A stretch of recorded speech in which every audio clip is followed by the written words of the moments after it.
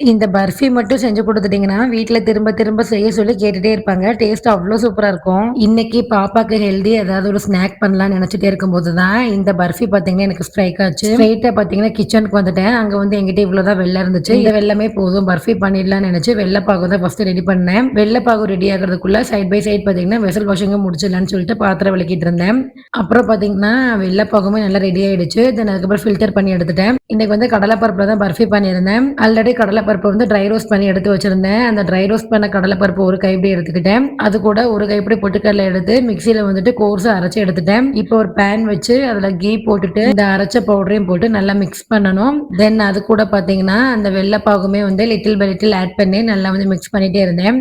இப்ப எனக்கு பார்த்தீங்கன்னா, ஒரு பேஸ்ட் கன்சிஸ்டன்சிக்கு வந்துருச்சு. தென் இந்த மாரி ஒரு பிளேட்ல வந்து கீ அப்ளை பண்ணிட்டு, அந்த பேஸ்ட்ட வந்துட்டு இதுல ஈவனா ஸ்ப்ரெட் பண்ணி எடுத்துக்கிட்டேன். இது செட் ஆகுறதுக்கு பார்த்தீங்கன்னா, கொஞ்சம் டைம் எடுக்கும். நான் இந்த பிளேட்ல ஊத்துனோனே பார்த்தீங்கன்னா, என் பொண்ணு எந்திரிச்சிட்டா. இத பார்த்த உடனே வேணும்னு சொல்லி கேட்டுட்டே இருந்தா. நான் செட் ஆகுறதுக்குள்ள பார்த்தீங்கன்னா, அவளுக்கு நான் வந்து லட்டு மாரி வந்து புடிச்சு குடுத்துட்டேன். டேஸ்ட் அவ்ளோ சூப்பரா இருந்துச்சுங்க. நீங்களுமே வீட்ல ட்ரை பண்ணி பார்த்துட்டு, எப்படி வந்ததுன்னு மறக்காம எனக்கு வந்து கமெண்ட் ஷேர் பண்ணுங்க. அடுத்து ஒரு விளாக்ல பார்க்கலாம். Subscribe for more. பாய்.